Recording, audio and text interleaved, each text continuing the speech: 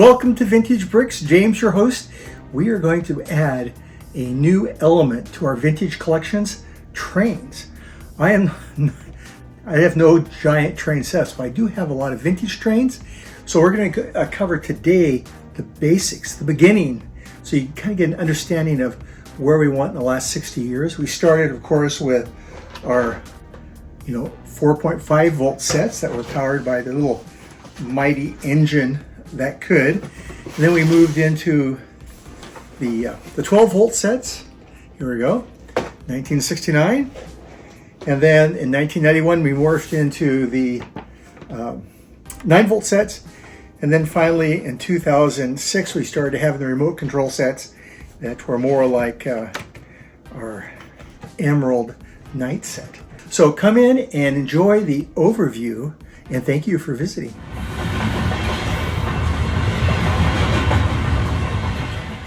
Okay, train history started, I think, 1965, but we'll start ours in 1966 with our first powered train.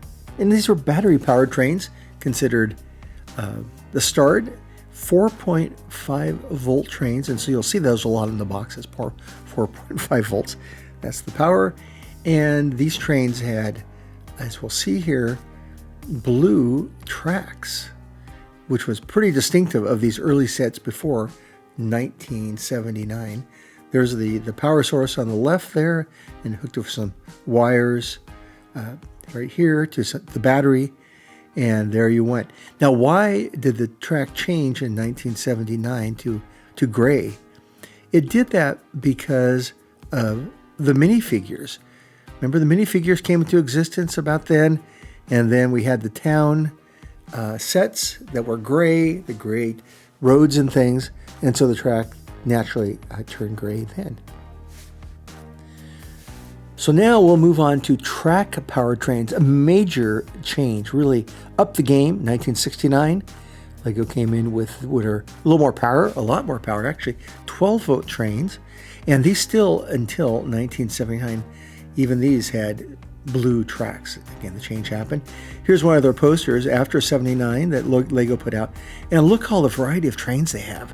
And you could do so much with these 12 volt sets. In some ways, these sets were considered the golden age after 1980 of Lego sets, because you could power lights, you could power switches, so many things you can do here.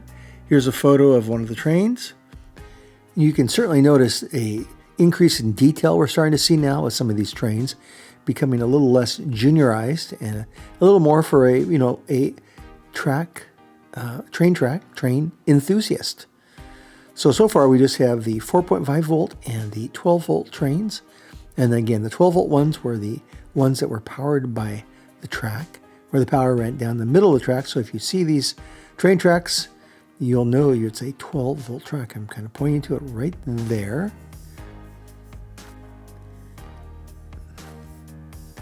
So now we'll move on to the next phase. In 1991, 12 volt was out for power tracks. And track powered in 1991 became 9 volt.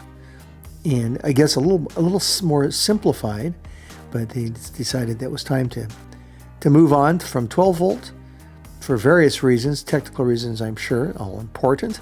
And here is one of the great trains, the Metroliner, the 4558. And it's hard to see on the bottom of the track there, but there's the rails actually have metal on them, and that carried the current. So there's no middle power anymore. Okay, so then we gone back to battery powered in 2006. Remote control, 2006 to today, we all have remote control, which means on the trains themselves are the batteries. Changes in battery technology, it could be smaller, it can be more powerful. These remote control ones have a lot more functionality too. And we'll start in 2006, the remote controlled, and there it is, the Emerald Night, one of the most iconic sets. Then we moved on till 2010. They up there, changed their controllers a little bit, called Power Functions. Had a few more things you could do with the controllers. It's sending out its infrared signal to the train there. And then 2010 2018, I mean, till today, we are powered up. And again, just a change again in the controller, kind of the same idea. These are remote-controlled, battery-powered sets. Then, of course, in all of these series, from the 4.5 to the ones today, if there's no battery, they're called push-powered, which makes a lot of sense. If you push it, it's human-powered, and then the idea then is as kids got older, they could grow into the powered sets and keep the Lego love alive. I am going to have fun adding trains to our vintage channel. Thank you for watching. Hey, if you get a chance, please subscribe, and we'll see you again soon.